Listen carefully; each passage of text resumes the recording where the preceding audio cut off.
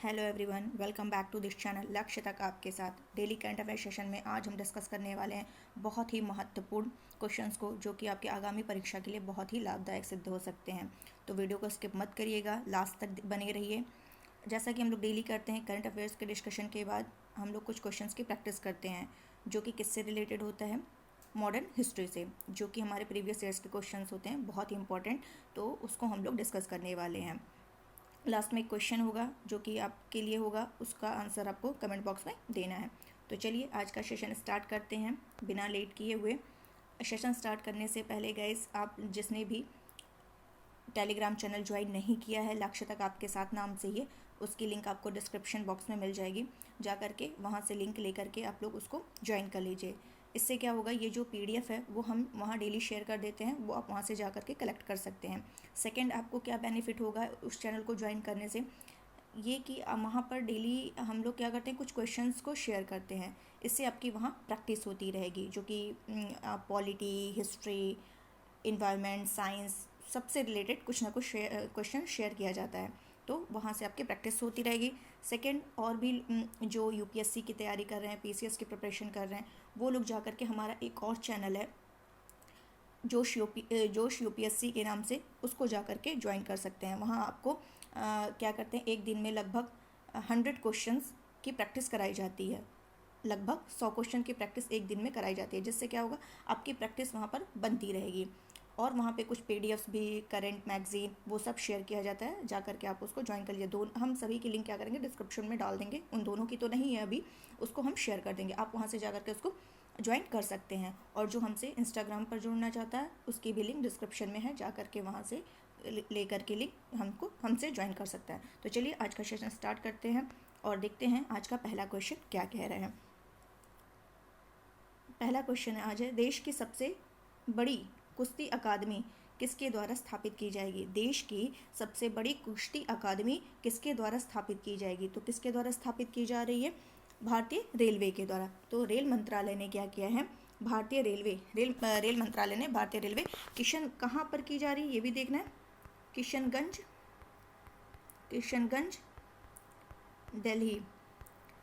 दिल्ली में एक अत्याधुनिक कुश्ती अकादमी स्थापित करने की मंजूरी दे दी है। किसने दी है, रेल मंत्रालय ने। तो भारतीय रेलवे के द्वारा यहाँ क्या किया जा रहा है, किशनगंज दिल्ली में ये स्थापित किया जा रहा है। और ये जो कुश्ती अकादमी होगी वो भारत में सबसे बड़ी होगी। इससे क्या होगा कि कुश्ती मतलब उद्देश्य क्या होगा, तो उद्देश्य ऑब्वियस सी बात एकदम क्लियर है कि जब कुश्ती के लिए है, तो कुश्ती के खेल को बढ़ावा देने के लिए वो क्या होगी, उसको स्थापित की जा रही है।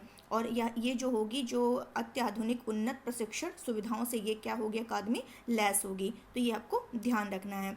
और इसकी स्थापना के लिए कितने करोड़ रुपए, तो वो तो मैटर नहीं करता, बट फिर भी आप लोग देख लीजिए, 30.76 करोड़ रुपए की अनुमानित लागत से ये की जाएगी।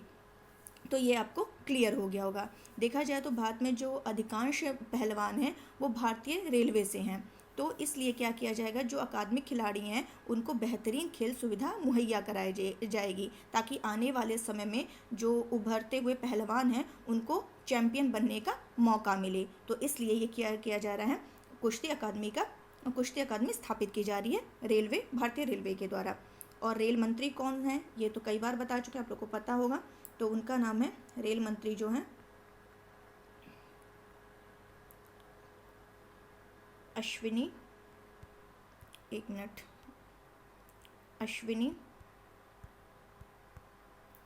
वैष्णव रेल मंत्री। तो ये आपको क्लियर हो गया होगा। चलते हैं अपने नेक्स्ट क्वेश्चन की तरफ। नेक्स्ट क्वेश्चन हमारा क्या कह रहा है, फ्रैंक वॉल्टर स्टीनमियर किस देश के राष्ट्रपति के रूप में दूसरी बार राष्ट्रपति चुने गए हैं। क्या क्वेश्चन कह रहा है, फ्रैंक वॉल्टर किस देश के राष्ट्रपति के रूप में दूसरी बार, सेकेंड टाइम में चुने गए हैं। तो वो कहाँ के हैं, जर्मनी के हैं। तो देख लेते हैं, इनकी इमेज होगी मेरे पास, दिखा रहे हैं, एक मिनट। ये हैं जिनका क्या नाम है, एक मिनट, फ्रैंक वॉल्टर स्टीनमियर।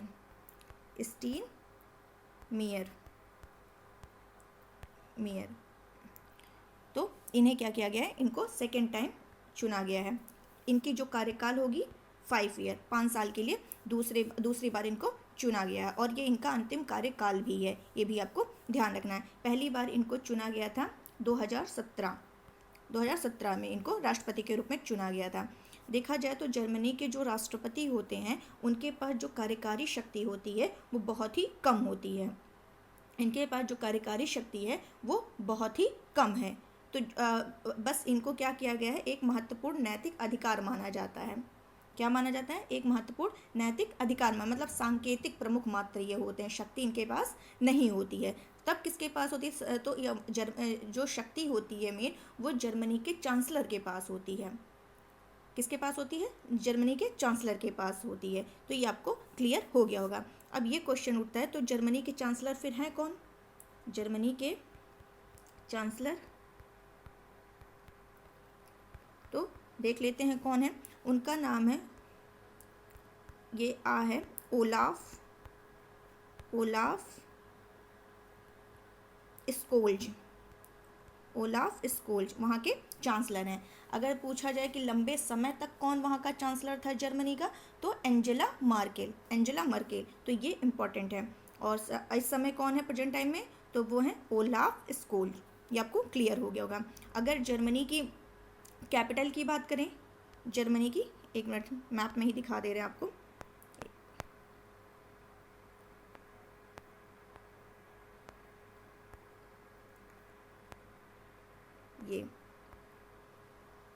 ये आप देख रहे हैं, ये जर्मनी है और जर्मनी की जो कैपिटल है वो क्या है? बर्लिन। जर्मनी की कैपिटल बर्लिन।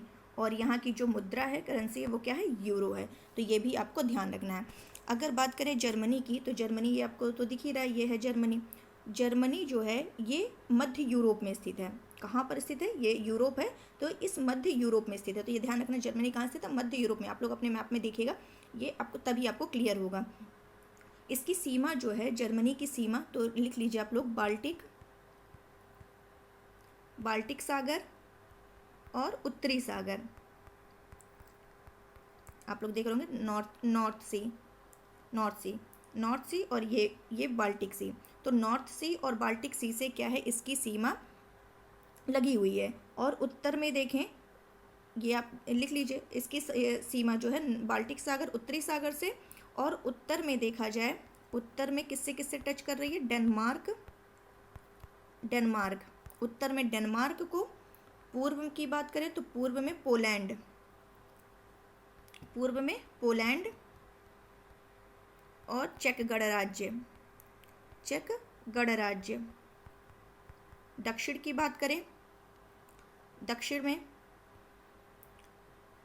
में ये किसको टच कर रही है? ऑस्ट्रिया और स्विट्जरलैंड।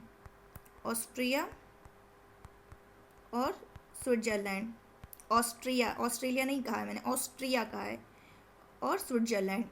पश्चिम की बात करें तो यहाँ पर क्या होगा? फ्रांस, लग्जमबर्ग, बेल्जियम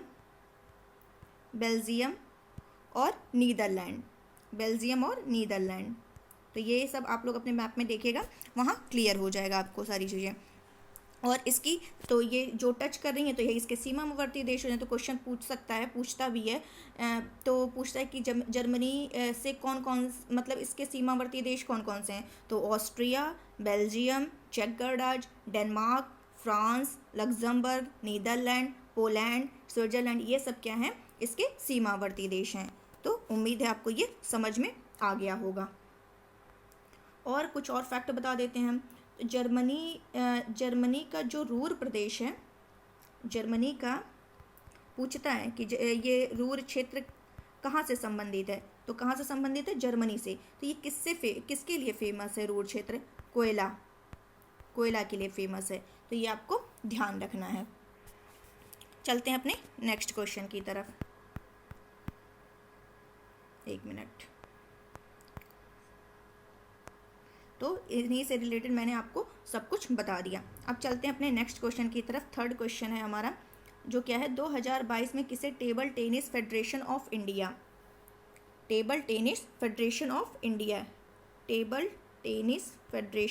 इंडिया इसके कार्यों के निर्वहन के लिए प्रशासकों के समिति का अध्यक्ष नियुक्त किया गया है।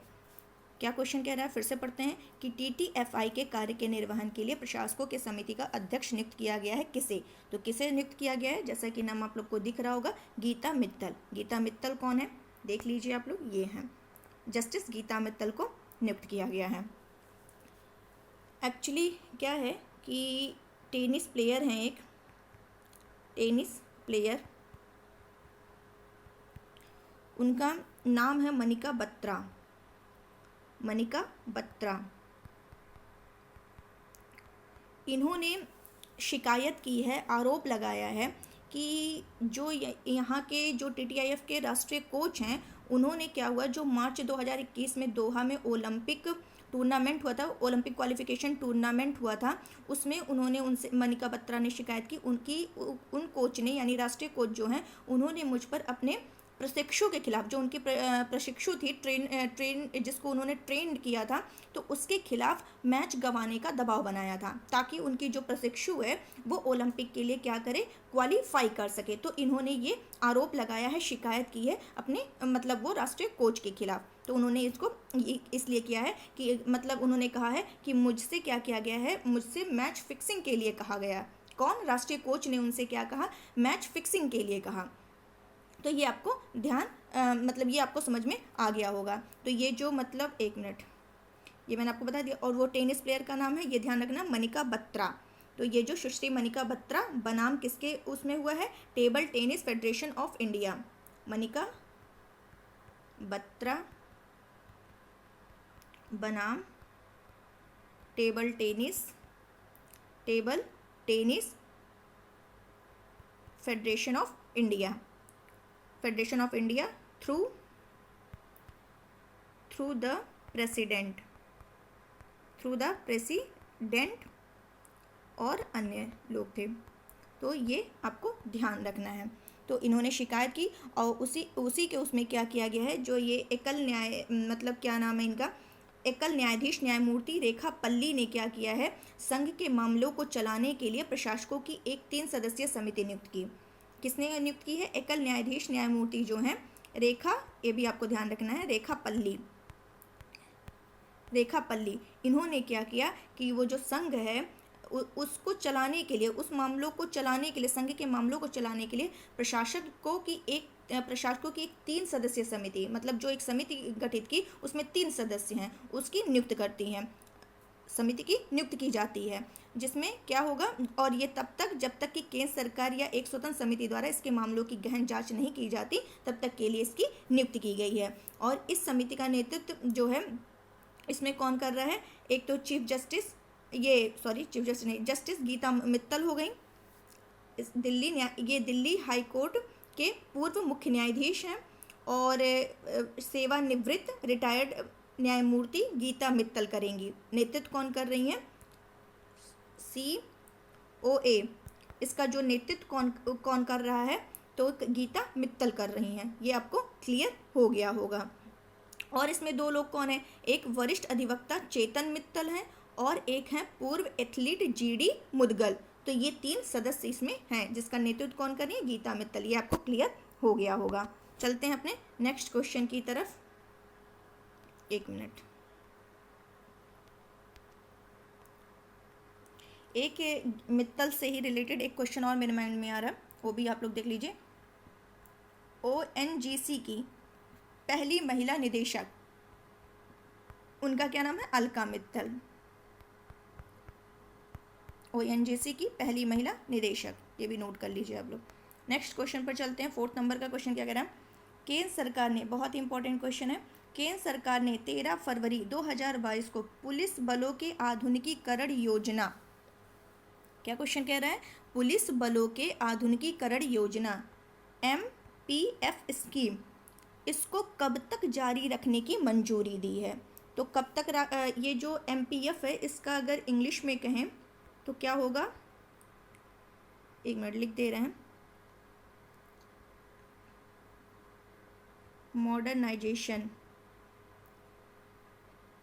मॉडर्नाइजेशन ऑफ स्टेट पुलिस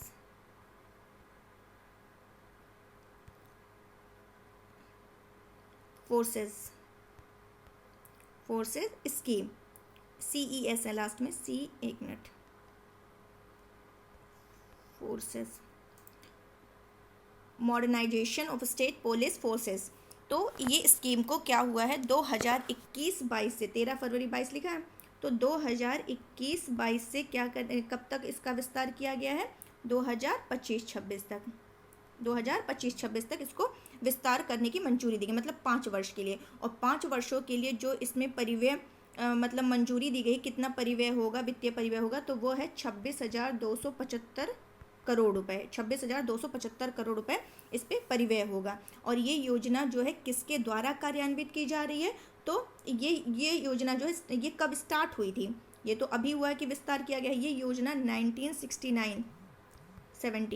1969-70 से ये चलाई जा रही है। किसके द्वारा चलाई जा रही है, गृह मंत्रालय, ये भी आपको ध्यान रखना मंत्रालय, कि किस मंत्रालय के द्वारा इसको कार्यान्वित किया जा रहा है, तो गृह मंत्रालय के द्वारा ये कार्यान्वित किया जा रहा है। अब इस योजना का उद्देश्य क्या है, इस योजना का उद्देश्य क्या है कि क्या किया जाए, नए हथियार, आधुनिकीकरण किया जाए, राज्य पुलिस बल को पर्याप्त रूप से क्या किया जाए, लैस करके उनका जो प्रशिक्षण है, उनके प्रशिक्षण बुनियादी ढांचे को मजबूत किया जाए, उसको मजबूत करके आंतरिक सुरक्षा और कानून व्यवस्था की स्थिति को क्या करना है, नियंत्रित करने के लिए सेना और जो केंद्रीय सशस्त्र पुलिस बल है उस पर राज्य सरकारों की निर्भरता को धीरे धीरे क्या करना है, कम करना है। ये इस योजना का क्या है, उद्देश्य है। तो ये आपको क्लियर हो गया होगा। अगर इसमें एक लाइन में कहें तो भारत में क्या करना है इस योजना को, एक लाइन में आपको बता रहे हैं कि भारत में एक मजबूत फॉरेंसिक सेटअप डेवलप करके, फॉरेंसिक सेटअप डेवलप करके जो क्रिमिनल जस्टिस सिस्टम है उसको क्या करना, मजबूत, मतलब इसके कई उद्देश्य निर्धारित किए, केवल एक ही नहीं है, कई उद्देश्य निर्धारित किए गए हैं। तो एक जो क्रिमिनल जस्टिस सिस्टम है उसको क्या करना है, मजबूत करना है। और राज्य पुलिस बल के मॉडर्नाइजेशन के लिए केंद्र सरकार क्या कर रही है, 4,846 करोड़ रुपए देगी। राज्य पुलिस बलों के मॉडर्नाइजेशन के लिए, आधुनिकीकरण के लिए केंद्र सरकार कितना देगी, 4,846 करोड़ रुपए देगी। इस योजना का फोकस वही है कि जो सुरक्षित पुलिस स्टेशन हैं, प्रशिक्षण केंद्र हैं, पुलिस आवास है, पुलिस स्टेशन को आवश्यक गतिशीलता, आधुनिक हथियार, संचार उपकरण, फॉरेंसिक सेटअप आदि से क्या करना है, लैस करके, और जो अति आधुनिक स्तर के पुलिस बुनियादी ढांचे का क्या करना है, निर्माण करना है। ये इस योजना का क्या है, फोकस है। बहुत ही इंपॉर्टेंट क्वेश्चन है, इसको आप लोग ध्यान रखिएगा। चलते हैं नेक्स्ट क्वेश्चन की तरफ। ये देखिए, modernisation of police force scheme. Next question हमारा क्या कह रहा है, राज्य सरकार द्वारा कौशल और उद्यमिता विकास विश्वविद्यालय बनाने की योजना, क्या क्वेश्चन है, एक मिनट, क्या कह रहा है, राज्य सरकार द्वारा कौशल और उद्यमिता विकास विश्वविद्यालय बनाने की योजना किस राज्य सरकार के द्वारा की जा रही है। ये ध्यान, क्वेश्चन थोड़ा गलत हो गया, किस राज्य सरकार द्वारा होना चाहिए था, किस राज्य सरकार के द्वारा कौशल और उद्यमिता विकास विश्वविद्यालय बनाए जाने की योजना बनाई जा रही है। तो किसके द्वारा ये की जा रही है, कर्नाटक राज्य सरकार के द्वारा। किसके द्वारा की जा रही है, कर्नाटक राज्य सरकार के द्वारा। तो ये तो आपको क्लियर हो गया होगा। जो वहाँ के परिवहन मंत्री हैं उनका नाम है बी श्री रामुलु। तो वहाँ के जो परिवहन मंत्री हैं श्री रामुलु, उनके अनुसार क्या है, जो कर्नाटक क्षेत्र, कर्नाटक का एक क्षेत्र है कल्याण कर्नाटक क्षेत्र, कर्नाटक में ही है, जिसको क्या कहते हैं, अभी क्यों कहा गया है अभी बता रहे हैं, कल्याण कर्नाटक क्षेत्र, कल्याण कर्नाटक क्षेत्र। तो वहाँ पर ये क्या है, जो नया कौशल उद्यमिता विकास विश्वविद्यालय, जिसको इंग्लिश में अगर कहें तो skill and entrepreneurship development university, अगर इसको इंग्लिश में कहना हो तो क्या कहेंगे, स्किल एंड एंटरप्रेन्योरशिप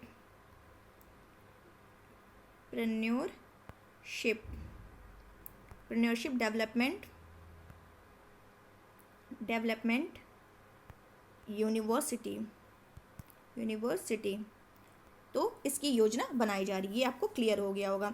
तो क्या किस लिए, तो जो वो क्षेत्र है कर्नाटक का, कल्याण कर्नाटक क्षेत्र है, वहाँ के समावेशी विकास के लिए, वहाँ के समावेशी विकास के लिए इस विश्वविद्यालय की, इस कौशल विकास विश्वविद्यालय की योजना बनाई जा रही है। इससे ये होगा, ये विश्वविद्यालय इसलिए खोला जाएगा ताकि जो वहाँ सभी क्षेत्र जो हैं वहाँ पर वो क्या करें, नई तकनीकी को उनके जो अपनाने की ज़रूरत है, और वहाँ पर मतलब जो पिछड़े क्षेत्र हैं वहाँ पर क्या करना है, वहाँ के सभी क्षेत्र जो हैं उनको नई तकनीकों को अपनाने की ज़रूरत है, और पिछड़े क्षेत्र में क्या करना है, जो परिणाम उन्मुखी परियोजना है उनको चलाने की ज़रूरत है। इसलिए इस विश्वविद्यालय को क्या किया जा रहा है, खोला जा रहा है। ये आपको क्लियर हो गया होगा। नई पीढ़ी जो है और जो युवा लोग हैं उनको क्या किया जाएगा, नवीनतम कौशल से लैस किया जाएगा, इसीलिए इस विश्वविद्यालय को खोलने की आवश्यकता है। तो ये आपको सारे पॉइंट क्लियर हो गए होंगे। और जो अभी मैंने बताया कर्नाटक का कल्याण क्षेत्र, यानी कल्याण कर्नाटक क्षेत्र जिसको बोलते हैं, तो इस एक मिनट,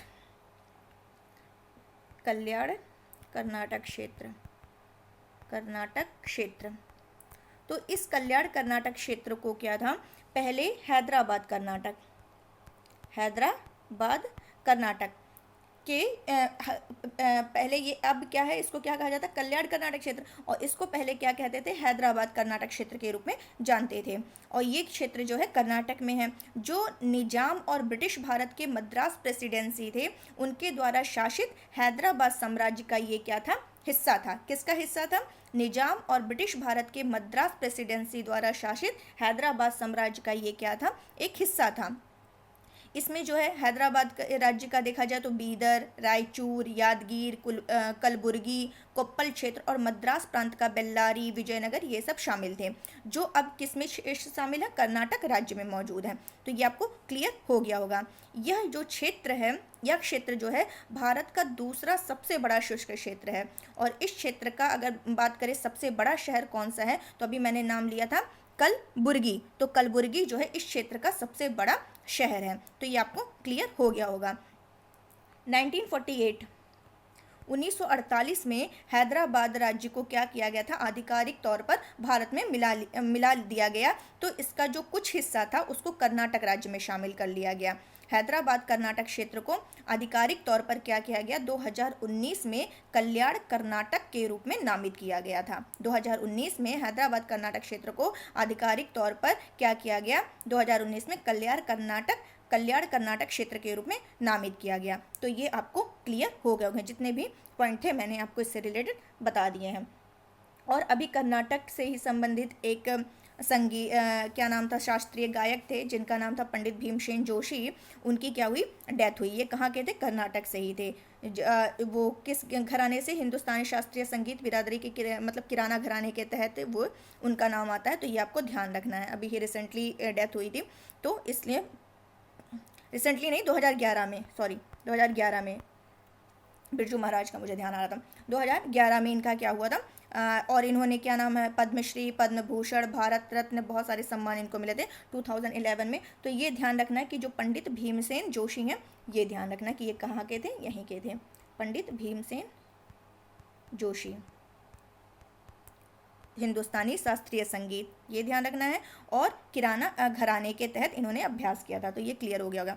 और कर्नाटक के अगर नेशनल पार्क की बात करें तो बहुत कई बार बता चुके हैं, जैसे बांदीपुर, बन्नेरघट्टा, अंशी national park, Kudremukh national park, Nagarhole. Kudremukh तो बहुत बार पूछ चुका है, कुद्रेमुख, नागरहोल, तो ये सब कहाँ के हैं, कर्नाटक के हैं। तो ये आपको क्लियर हो गया होगा। अगर भारत में बताएं कि कर्नाटक कहाँ है तो वो भी देख लीजिए। ये देखिए, ये कर्नाटका है। तो ये आपको ध्यान रखना है। इसी के बारे में इतने सारे फैक्ट मैंने आपको बताए हैं। चलते हैं अपने नेक्स्ट क्वेश्चन की तरफ। हमारा नेक्स्ट क्वेश्चन क्या कह रहा है, एक मिनट। तो नेक्स्ट क्वेश्चन हमारा है 7 नंबर नहीं है, ये है 6 नंबर। 6 नंबर का क्वेश्चन क्या कह रहा है कि, और अगर हाँ, नेशनल पार्क तो मैंने बता दिया कर्नाटक के बारे में, चलिए ठीक है। और कर्नाटक में देखा जाए तो कर्नाटक का एक एरिया है, क्षेत्र कोलार, वो किस लिए फेमस है, सोने के लिए फेमस है। कर्नाटक का एक जो जीआई टैग मिला था उसका क्या नाम है, Coorg Arabic coffee, Coorg Arabic coffee को जीआई टैग मिला हुआ है, तो ये भी ध्यान रखना पूछता है। कुर्ग अरेबिक कॉफ़ी कहाँ से संबंधित है, तो कर्नाटका से है, और कर्नाटका में धारवाड़ चट्टानें, तो ये सब आपको क्या करना है, ध्यान रखना। अब जीआई टैग की बात की है तो फटाफट कुछ देख लेते हैं जीआई टैग जो मेन है, कि जैसे कि जो मिले हुए हैं। तो जैसे हम कर्नाटक की बात कर चुके हैं, तो देखते हैं पहले कर्नाटक का देख लेते हैं। तो एक तो मैंने बता ही दिया, एक चिकमंगलूर अराबिका कॉफ़ी, सिरसी सुपारी कर्नाटक का अभी जल्दी इसको मिला हुआ था 2021 लगभग में। सिरसी सुपारी, गुलमर्गा नहीं, गुलबर्गा बा है, गुलबर्गा तूर दाल, और ये सब कर्नाटका के हैं जो मिले हुए हैं। हिमाचल प्रदेश का देखें तो काला जीरा, तो हिमाचल प्रदेश का है। एमपी का देखें तो आदिवासी गुड़िया, कड़कनाथ मुर्गा, चिन्नौर चावल, तो ये एमपी के हैं। गोवा के देखें तो हरमल मिर्च, गोवा का हरमल मिर्च है, जो बहुत मिले हुए हैं लेकिन जो मेन है वही बता रहे हैं। उत्तर प्रदेश जैसे टेराकोटा क्राफ्ट उत्तर प्रदेश, महोबा पान यूपी, चुनार बलुआ पत्थर यूपी का ही है। एमपी का देखें तो एमपी का तो बता चुके हैं, कर्नाटक का भी बता चुके हैं। और अगर बात करें केरल की तो केरल का एडयूर मिर्च है। कौन सा मिर्च है, एडयूर, एक मिनट लिख दे रहे हैं, एडयूर मिर्च। ये सब एक जगह लिख दीजिए, जितना बोले हैं एक जगह एक पेज पे लिखे, कि बीच अगर नया भी कुछ होता है तो उसके नीचे आप लिखते चले जाइए, तो एक बार में क्या होगा, बार बार अगर देख लेंगे तो वो माइंड में सेट हो जाएगा।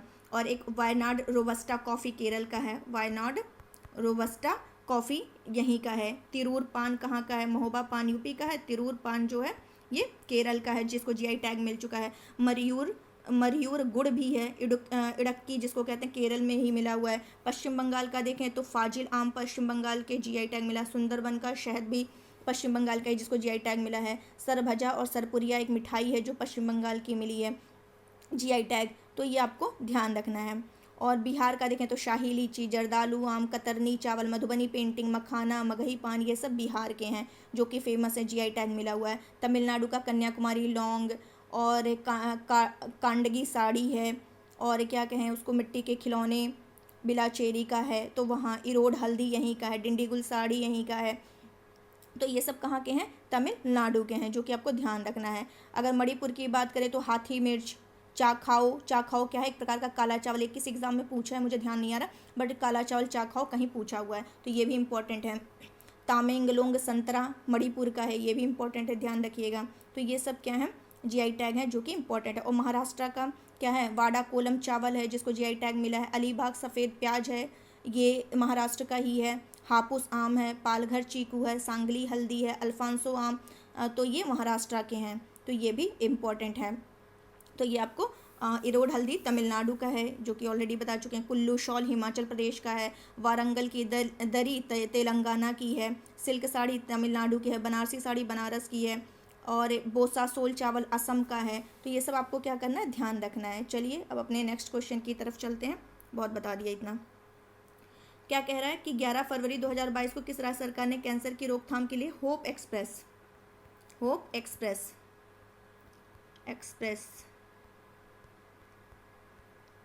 को शुरू करने की घोषणा की है। फिर से क्वेश्चन को पढ़ रहे हैं कि 11 फरवरी को किस राज्य ने कैंसर की रोकथाम के लिए होप एक्सप्रेस शुरू करने की घोषणा की है। तो किस राज्य सरकार के द्वारा, महाराष्ट्र। तो महाराष्ट्र के जो स्वास्थ्य मंत्री हैं राजेश टोपे ने घोषणा की है कि राज्य में क्या करेंगे, कैंसर की रोकथाम के लिए होप एक्सप्रेस शुरू किया जाएगा। होप एक्सप्रेस, उम्मीद एक बधाई जाएगी, तो उस टाइप से होप एक्सप्रेस शुरू की जाएगी। और ये भारत में एक पहली ऐसी मशीन होगी, इस तरह की भारत में पहली ऐसी मशीन होगी। और देखा जाए तो ये जो है कोल्हापुर का एक निजी अस्पताल है। कोल्हापुर के निजी अस्पताल में मोजेक 3D विकिरण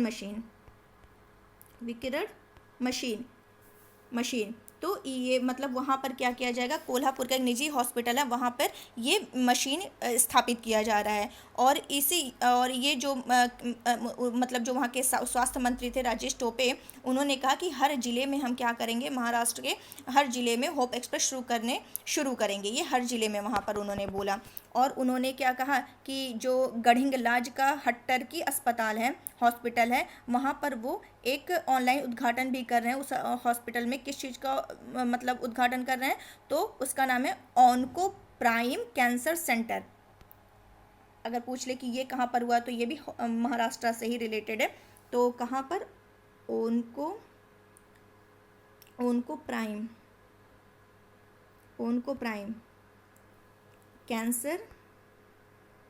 कैंसर सेंटर, तो वहाँ पर गढ़िंगलाज के हट्टर की हॉस्पिटल में ये ऑनलाइन उन्होंने उद्घाटन किया। इससे क्या होगा, ग्रामीण क्षेत्र के मरीजों को क्या होगा, इससे फ़ायदा मिलेगा। तो ये आपको क्लियर हो गया होगा। महाराष्ट्र की राजधानी मुंबई है, क्लियर ही है। महाराष्ट्र यहाँ के भगत सिंह कोश्यारी हैं, मुख्यमंत्री उद्धव ठाकरे हैं, ये भी आपको क्लियर हो गया होगा। और कैंसर दिवस अभी हम लोग कब मनाए हैं, तो 4 फरवरी को क्या मनाए हैं, विश्व कैंसर दिवस। तो ये भी आपको क्लियर हो गया होगा। और यहाँ पे जो महाराष्ट्र का कोल्हापुर है, वहाँ पर देश की पहली 3D रेडिएशन मशीन स्थापित की जा रही, किसके लिए, कैंसर के उपचार के लिए। ये भी आपको क्लियर हो गया होगा। और अभी कुछ दिन पहले महाराष्ट्र से एक मैंने बताया था माझी वसुंधरा पहल, माझी मतलब मेरी, वसुंधरा मतलब पृथ्वी, तो ये भी पहल कहाँ से रिलेटेड है, महाराष्ट्र। और भी महाराष्ट्र का GI टैग मैंने बता ही दिया, वाडा कोलम चावल और अलीबाग का सफ़ेद प्याज, अलीबाग सफ़ेद प्याज, ये GI टैग वहाँ का है। अगर महाराष्ट्र में कुछ नेशनल पार्क की बात करें तो Navegaon national park, Tadoba national park, Chandoli national park, Gugamal national park, Sanjay Gandhi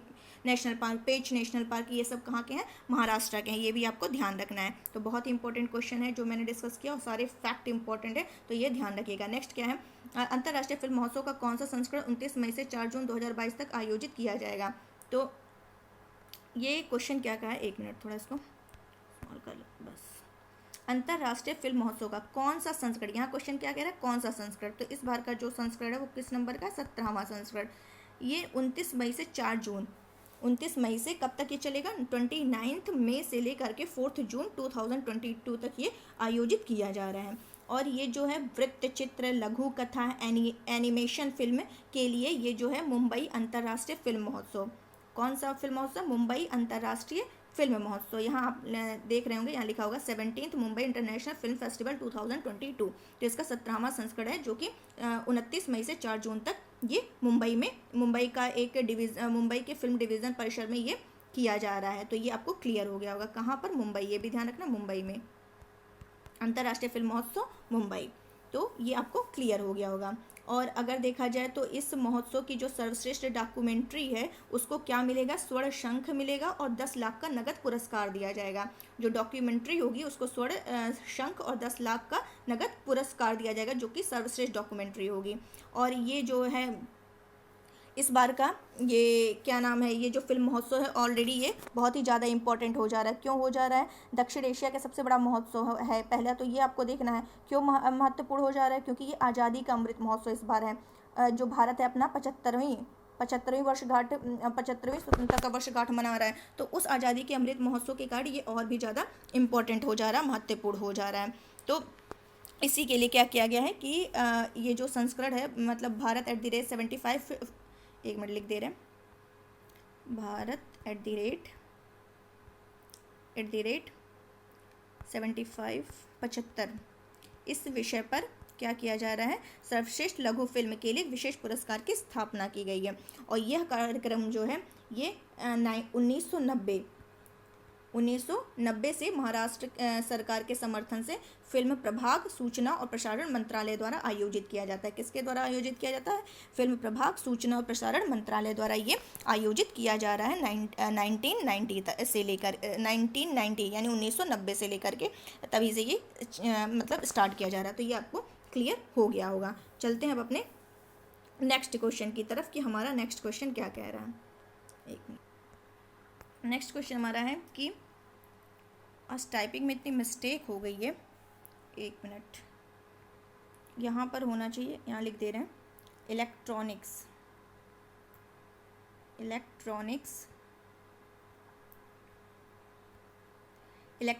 और आईटी मंत्रालय, इलेक्ट्रॉनिक्स और आईटी मंत्रालय द्वारा दी गई सूचना के अनुसार 14 फरवरी 2022 को भारत सरकार ने कितने चीनी ऐप्स पर प्रतिबंध लगा दिए हैं। लीजिए और भी प्रतिबंध लगा दिए गए हैं। अभी मतलब लास्ट ईयर भी प्रतिबंध लगाए थे, बैन किए गए थे। तो इस बार जो किया गया है इलेक्ट्रॉनिक और आईटी मंत्रालय के द्वारा जो किया गया है 14 फरवरी को, वो कितने ऐप पर प्रतिबंध किया गया, 54 चाइनीज़ ऐप्स थे उनको बैन कर दिया गया है। तो ये आपको क्लियर हो गया होगा। अगर बात करें कि किस लिए प्रतिबंध लगाया गया है, तो ऑब्वियसली बात है कि जो भारतीय हैं उनकी निजता और सुरक्षा के लिए प्रतिबंध लगाए गए हैं। जो ऐप्स पर प्रतिबंध लगाया गया भारतीयों की निजता और सुरक्षा के लिए। और ये अगर देखा जाए तो ये 54 ऐप्स जो हैं इनमें चाइना की जो दिग्गज कंपनियां जैसे टेंसेंट हैं, अलीबाबा है, नेटईज़ है, उससे संबंधित थे। तो ये आपको ध्यान रखना है। और जो 2020 में बैन किए गए थे कुछ ऐप्स, 2020 में कुछ ऐप्स जो बैन किए गए थे, उसका ये जो अभी बैन किए उसके कुछ रिब्रांडेड या मतलब रिक्वेस्टेड ऐप थे। तो ये भी आपको ध्यान रखना है। तो इलेक्ट्रॉनिक और आईटी मंत्रालय ने इसको क्या किया है, बैन कर दिया है। और उनका क्या कहना है कि ये जो ऐप हैं वो क्या करते हैं, चीन जैसे देखा जाए तो चीन जैसे विदेशों में भारतीयों के संवेदनशील डेटा को क्या करता है, सर्वर पर ट्रांसफ़र करें। एक्चुअली क्या होता है, कोई भी हम लोग ऐप मतलब कोई भी अगर हम लोग डाउनलोड करते हैं तो उसमें इतने सारे टर्म्स रहते हैं जिसको हम लोग बिना पढ़े ही okay okay okay okay apply करते हुए चले जाते हैं।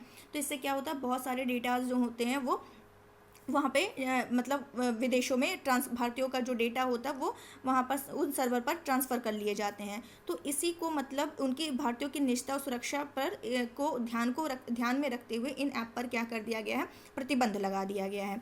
तो अब कौन से कुछ ऐप थे जिसको ऐप पे पर प्रतिबंध लगाया गया, कुछ लोग को सुन करके उस पर थोड़ा अजीब सा लगेगा क्योंकि बहुत लोग उसको बहुत ज़्यादा यूज़ करते हैं। अभी बता रहे हैं कौन कौन से ऐप जो कि बहुत लोग यूज़ करते हैं,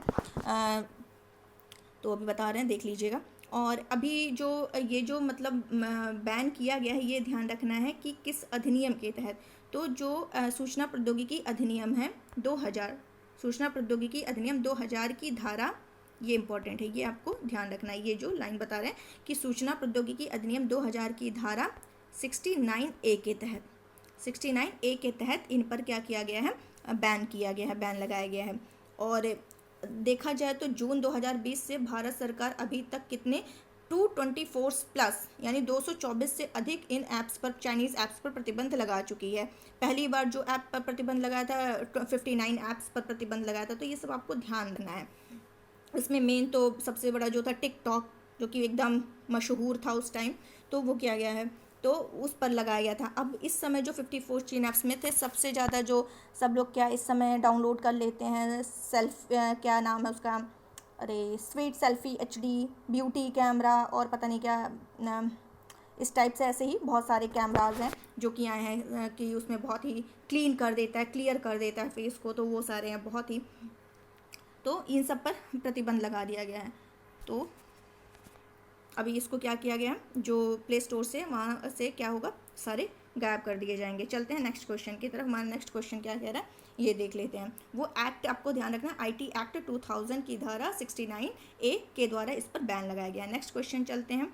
दक्षिण प्रशांत में चीन के मजबूत होते प्रभाव को कम करने के लिए फरवरी 2022 में अमेरिका ने क्या क्वेश्चन कह रहा है, एक मिनट। क्वेश्चन है कि दक्षिण प्रशांत में चीन के मजबूत होते प्रभाव को कम करने के लिए फरवरी 2022 में अमेरिका ने किस द्वीप में, ये देखिए गलत हो गया, किस द्वीप में दूतावास खोलने का ऐलान किया है। तो किस द्वीप में, सोलोमन आइलैंड। सोलोमन आइलैंड में ये अमेरिका ने दूतावास खोलने का ऐलान किया है। ये आपको क्लियर हो गया होगा। और ये कहाँ पर स्थित है सोलोमन आइलैंड, दक्षिणी साउथ पैसिफिक ओशन, ये आपको ध्यान रखना है। तो जो चर्चा में रहते हैं वही क्वेश्चन पूछे जाते हैं एग्जाम में। ये देखिए सोलोमन आइलैंड आपको दिख रहा होगा, ये ऑस्ट्रेलिया है। ऑस्ट्रेलिया के इधर पपुआ न्यू गिनी है। तो पपुआ न्यू गिनी के ये कौन सा साइड है, पपुआ न्यू गिनी का ईस्ट साइड है, पूर्वी। तो पपुआ न्यू गिनी के पूरब में क्या है, सोलोमन आइलैंड है। और सोलोमन आइलैंड जो है ये कहाँ पड़ रहा है, साउथ पैसिफिक ओशन, दक्षिण प्रशांत महासागर में। तो ये आपको क्लियर हो गया होगा। तो ये क्यों खोल रहा है अमेरिका, तो इस इलाके में क्या है, चीन का बढ़ता प्रभाव देख करके, चाइना का बढ़ता प्रभाव देख करके ये खोले जाने की घोषणा की है, किसके द्वारा? अमेरिका के द्वारा। तो ये आपको क्लियर हो गया होगा। तो अमेरिका ने क्या किया है, सोलोमन आइलैंड में अपना 5 साल तक चला दूतावास, मतलब यहाँ पर 5 साल तक जो दूतावास चला था उसको क्या किया था, 1993 में बंद कर दिया था। 1993 में अमेरिका ने इसको बंद कर दिया था। इसके बाद से ये क्या कर रहा है, जो अमेरिकी राजनयिक हैं, तो ये जो आप पपुआ न्यू गिनी देख रहे हैं, पपुआ न्यू गिनी, तो यहीं से क्या कर रहे थे, अमेरिकी राजनयिक जो थे वो यहीं से सोलोमन आइलैंड का राजनयिक काम कर रहे थे। तो अब क्या हुआ, जब ये चीन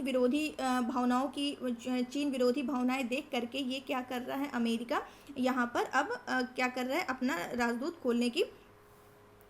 अपना दूतावास खोलने की क्या किया है, घोषणा किया, ताकि उसके प्रभाव को क्या किया जा सके, नियंत्रित किया जा सके। तो ये आपको क्लियर हो गया होगा। अगर ये जो देख लेते हैं सोलोमन, तो ये जो सोलोमन आइलैंड है, इस देश का इसकी राजधानी क्या है, तो ये राजधानी आपको याद रखनी है, होनीआरा, ये आपको ध्यान रखना है। और यहाँ का जो डॉलर है वो क्या नाम है उसका, सोलोमन द्वीप डॉलर। तो ये हटा दीजिए, बस आपको क्या रखना है, ये ध्यान रखना है यहाँ की राजधानी क्या है। और ये इस महाद्वीप का नाम क्या है, ओशिनिया। इस महाद्वीप का नाम क्या है, ओशिनिया, ये आपको ध्यान रखना है। और दक्षिण प्रशांत महासागर में एक ये राष्ट्र है जो पपुआ न्यू गिनी के पूर्व में स्थित है। और ये कैसा प्रदेश है, उष्णकटिबंधीय। इसकी जलवायु कैसी है, उष्णकटिबंधीय, ये भी ध्यान रखिएगा, जलवायु कैसी है, उष्णकटिबंधीय। और अगर बात करें कि सोलोमन द्वीप जो है, इसकी सबसे बड़ी झील जो है, सबसे बड़ी झीलों में टेगानो, इसकी सबसे बड़ी झीलों में सोलोमन की क्या है, टेगानो है सबसे बड़ी झील।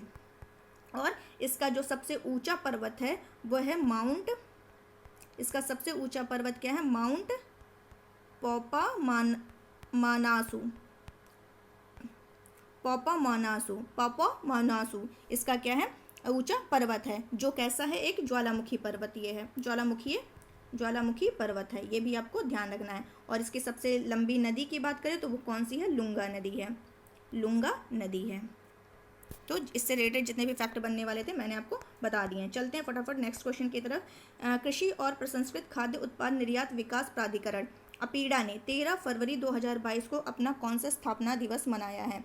तो अपीडा जो है, जिसको क्या कहते हैं, ये देखिए यहाँ लिखा भी है, कृषि और प्रसंस्कृत खाद्य उत्पाद निर्यात विकास प्राधिकरण, जिसको शॉर्ट फॉर्म में क्या बोलते हैं, अपीडा। इसने अपना कौन सा स्थापना दिवस इस बार मनाया, 36 नंबर का।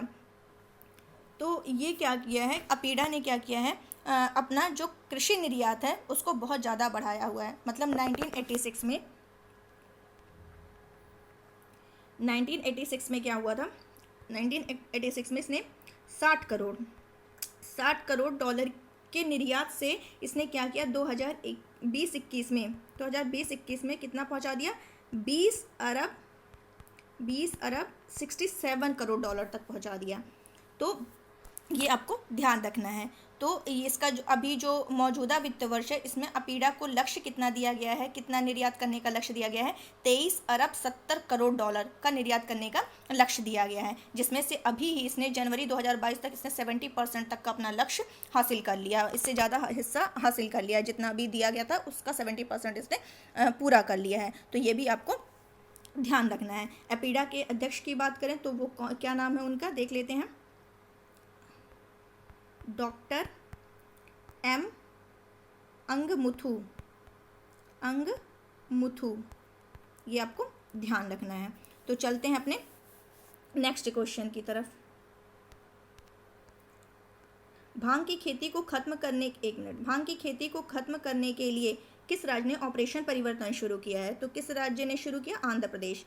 तो ये आपको ध्यान रखना है कि आंध्र प्रदेश पुलिस ने क्या किया है कि गांजे की जो खेती हो रही है, भांग की जो खेती हो रही है और जो आपूर्ति है उसको खत्म करने के लिए ये अभियान की शुरुआत की है। और इस तरह का अभियान राज्य में पहले कभी नहीं, और इसलिए यह राज्य की क्या है, United fight against drugs campaign को क्या करती है, आगे बढ़ाती है। इसके तहत क्या हुआ है, अभी सैटरडे को विशाखापत्तनम में 2 लाख किलो गांजे को क्या किया गया है, नष्ट किया गया है। वहाँ के जो डीजीपी हैं, आंध्र प्रदेश के डीजीपी गौतम सवांग नाम है, उन्होंने क्या किया है, विशाखापत्तनम में 2 लाख किलो गांजे को नष्ट किया है। किस ऑपरेशन के तहत, इसी ऑपरेशन के तहत, ऑपरेशन परिवर्तन के तहत। तो ये आपको ध्यान रखना कि ये कहाँ का है, आंध्र प्रदेश का है। और ये जो आंध्र प्रदेश है, यहाँ देखिए लिखा भी है, ऑपरेशन परिवर्तन के तहत अब तक कुल 1500 लोगों को गिरफ्तार किया जा चुका है। तो अब ये जो आंध्र प्रदेश पुलिस ने क्या किया, आंध्र प्रदेश पुलिस ने किसकी हेल्प से ये किया है, विशाखापत्तनम में, विशाखापत्तनम ऑलरेडी बता दिया, आंध्र प्रदेश पुलिस ने विशाखापत्तनम में विशेष प्रवर्तन ब्यूरो, विशेष प्रवर्तन ब्यूरो SEB के साथ, ये आपको क्लियर हो गया होगा। अब चलते हैं फटाफट, लेट तो हो गया लेकिन फटाफट सॉल्व कर ले रहे हैं क्वेश्चन। आज का पहला क्वेश्चन क्या है कि एक मिनट, पुर्तगालियों ने भारत में किस स्थान पर प्रथम दुर्ग का निर्माण किया था? ऑप्शन है अज्जीदीव, कन्नानौर, कोचीन, गोवा। तो पुर्तगालियों ने भारत में प्रथम दुर्ग का निर्माण कहाँ पर किया था? कोचीन। इंपॉर्टेंट है। पुर्तगालियों ने भारत में पहला दुर्ग जो था, भारत में प्रथम यूरोपीय दुर्ग भी इसको कहते हैं, इसका निर्माण अल्फांसो द अल्बुकर्क, उस समय वह गवर्नर नहीं था जब इसने निर्माण किया था। अल्फांसो द अल्बुकर्क जो था उस समय वह गवर्नर नहीं था, उसी के द्वारा 1503 में अल्बुकर्क के द्वारा 1503 में क्या किया गया था? कोचीन में प्रथम दुर्ग का निर्माण किया गया था। नेक्स्ट क्वेश्चन क्या कह रहा है? यूरोपीय ने भारत में प्रथमतः होना चाहिए, प्रथमतः ऐसे, प्रथमतः, तो प्रथमतः सामुद्रिक व्यापारिक केंद्र स्थापित किए। यूरोपियों में किसने भारत में प्रथमतः सामुद्रिक व्यापारिक केंद्र स्थापित किया? ऑप्शन है अंग्रेज, फ्रांसीसी, पुर्तगाली या डच। तो ऑब्वियस सी बात है, पुर्तगाली पहले आते हैं तो पुर्तगाली ही करेंगे, तो ऑप्शन क्या हो जाएगा? राइट, पुर्तगाली। नेक्स्ट क्वेश्चन क्या कह रहा है? बंगाल की फैक्ट्रियों में से एक जो पुर्तगालियों द्वारा स्थापित की गई थी वह कौन सी थी? बहुत ही इंपॉर्टेंट क्वेश्चन सारे हैं जो कि आपको अच्छे से सुन, तो अच्छे से सुनिए और इसको नोट डाउन करते चलिए, कई बार देखें ताकि क्लियर हो जाए। यही सारे घूम घूम करके क्वेश्चन्स आते हैं, आपको ध्यान रखना है। तो ये जो क्वेश्चन है कि क्या है पुर्तगालियों द्वारा स्थापित की गई थी वह कौन सी थी? ऑप्शन है Bandel, second Chinsurah, third Hooghly and fourth है श्रीरामपुर। तो जो बंगाल की फैक्ट्रियों में जो पुर्तगालियों के द्वारा, ये ध्यान रखना बंगाल की फैक्ट्री और दूसरा क्या ध्यान रखना? पुर्तगाली। तो इन दोनों फैक्ट को याद रखते हुए जो ऑप्शन होगा क्या होगा? हुगली द्वारा स्थापित की गई थी, हुगली थी। तो ये आपको क्लियर हो गया होगा। चलते हैं अपने नेक्स्ट क्वेश्चन की तरफ कि क्या कह रहा है। एक मिनट, पांडिचेरी के संदर्भ में निम्न कथनों पर विचार कीजिए। अब यहाँ पर आपको देखना कौन सा सही है ये बताना है। पांडिचेरी पर कब्जा करने वाली पहली यूरोपीय शक्ति पुर्तगाली थी। अब थोड़ा दिमाग लगाइए कि क्या सही है कि पहले पुर्तगाली आए थे, तो क्या पुर्तगाली ने किया था? तो बिल्कुल पहले पुर्तगाली आए थे। तो अभी हम नहीं बता रहे कौन सा, आप लोग खुद देखिए, पहले पुर्तगाली आए थे कि डच आए थे, ये आप लोग ध्यान रखिए, हमको नहीं पता कि क्या होगा। पांडिचेरी पर कब्जा करने वाली दूसरी यूरोपीय शक्ति फ्रांसीसी थी, ये टीम नहीं थी होना चाहिए, फ्रांसीसी थी। पुर्तगाली के बाद डच के बाद कौन आया? तो ये आप लोग जानिए, हमको नहीं पता, अभी तो मुझे बिल्कुल नहीं पता। थर्ड क्या है? अंग्रेजों ने कभी पांडिचेरी पर कब्जा ही नहीं किया। ये बोल रहा है कभी पांडिचेरी पर कब्जा ही नहीं किया, ऐसा कैसे हो सकता है कि कभी कब्जा ही नहीं किया? तो इसको भी स्किप कर सकते हैं।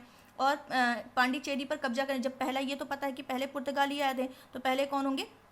पुर्तगाली ही आंसर मतलब होगा। दूसरा डच थे, तो सेकंड पे पुर्तगाली पहले थे, पुर्तगाली, डच, फिर क्या होता है? ये अंग्रेज एंड फिर फ्रांसीसी। तो ये फर्स्ट ऑप्शन सही है, केवल एक सही है, क्योंकि दूसरी यूरोपीय शक्ति फ्रांसीसी तो थी नहीं, तो दूसरी यूरोपीय शक्ति कौन थी? डच थी। तो इस हिसाब से ये भी गलत है। और कभी पांडिचेरी पर कब्जा ही अंग्रेजों ने किया, ये हो ही नहीं सकता है, तो ये भी गलत है। तो केवल एक ऑप्शन सही हो जाएगा। ये आपको क्लियर हो गया होगा। चलते हैं नेक्स्ट क्वेश्चन की तरफ। हुगली को बंगाल की खाड़ी में समुद्री लूटपाट के लिए किसने अड्डा बनाया था? हुगली को बंगाल की खाड़ी में समुद्री लूटपाट के लिए किसने अड्डा बनाया था? ऑप्शन पुर्तगाली, सेकंड फ्रांसीसी, थर्ड डेनमार्क एंड फोर्थ अंग्रेजों ने। तो किसके द्वारा बनाया गया था हुगली को बंगाल की खाड़ी? पुर्तगालियों के द्वारा। पुर्तगालियों ने क्या किया था? हुगली को बंगाल की खाड़ी में समुद्री लूटपाट के लिए अड्डे के रूप में इस्तेमाल किया था। नेक्स्ट क्या है? कोलकाता का संस्थापक क्या था? ये भी इंपॉर्टेंट है। ऑप्शन है चार्ल्स आयस, सेकंड है जॉब चॉर्नॉक, थर्ड है गैरोल्ड अंगियार एंड फोर्थ है विलियम नॉरिस। तो क्या आंसर हो जाएगा? जॉब चॉर्नॉक जो है कलकत्ता के संस्थापक थे। कासिम बाजार की जो फैक्ट्री के प्रमुख थे जॉब चॉर्नॉक, उन्होंने ही अंग्रेजों के व्यापार केंद्र के लिए हुगली के स्थान पर सुतानिती उसको बोलते थे, कलकत्ता का जो स्थल था उसी को चुना। सुतानिती का एक स्थल था कलकत्ता का एक स्थल था सुतानिती, तो ये कलकत्ता का एक स्थल था। तो इसी को उसने क्या किया कि व्यापार के लिए हुगली के स्थान पर इसको चुना। और इस तरह 1690 में क्या होता है? अंग्रेज बस्ती के रूप में कलकत्ता की स्थापना करते हैं। तो ये जॉब चॉर्नॉक होगा। ये आपको क्लियर हो गया। आज का आप लोगों के लिए क्वेश्चन है, चर्चा में रहने वाला शब्द डॉक्सिंग क्या है? तो इस समय न्यूज़ में है, तो ये आप आंसर जाइएगा, गूगल करिएगा, नहीं पता होगा तो आप लोग क्या करिएगा, वहाँ पर कमेंट बॉक्स में आंसर दीजिएगा। चलते हैं कल का रिवीजन कर लेते हैं फटाफट। टाटा सन्स प्राइवेट लिमिटेड ने 11 फरवरी 2022 को किसे कार्यकारी अध्यक्ष के रूप में नियुक्त किया है? एन चंद्रशेखरन। किसके द्वारा पर्यावरण अनुकूल खेती को बढ़ावा देने के लिए जीवा कार्यक्रम की शुरुआत की गई? ये बहुत इंपॉर्टेंट है, नाबार्ड के द्वारा। कल हमने डिस्कस किया पूरा। विश्व रेडियो दिवस प्रतिवर्ष कब मनाया जाता है? 13 फरवरी। राष्ट्रपति रामनाथ कोविंद ने किस शहर के राजभवन में दरबार हॉल का उद्घाटन किया? मुंबई। 10 फरवरी 2022 को जारी लोकतंत्र सूचकांक 2021 में भारत किस स्थान पर है? 46। किस संगठन ने 11 फरवरी 2022 को कम्युनिटी इनोवेटर फेलोशिप CIF का शुभारंभ किया है? तो नीति आयोग, अटल नवाचार मिशन यानी AIM और UNDP तीनों के द्वारा। कृषि क्षेत्र में केंद्र सरकार ने कब तक डीजल को अक्षय ऊर्जा से बदलने का लक्ष्य का? 2024। ध्यान रखिएगा। कार्बन न्यूट्रल 2070, ऊर्जा स्वतंत्रता का लक्ष्य 2047 और ये 2024। Multi slit solar explorer and Helioswarm किस अंतरिक्ष एजेंसी से जुड़े हुए हैं? नासा। राष्ट्रीय महिला दिवस प्रतिवर्ष कब मनाया जाता है? 13 फरवरी। किस देश ने कोआला को फरवरी 2022 में एक लुप्तप्राय प्रजाति के रूप में नामित किया? ऑस्ट्रेलिया। गोवा शिपयार्ड लिमिटेड द्वारा स्वदेशी रूप से डिजाइन और निर्मित 5वें और अंतिम अपतटीय गश्ती का क्या नाम है? ICGS सक्षम। दिसंबर 2024 तक भारत का पहला बुलेट ट्रेन स्टेशन किस शहर में स्थापित होगा? सूरत। तो ये आपको क्लियर हो गया होगा।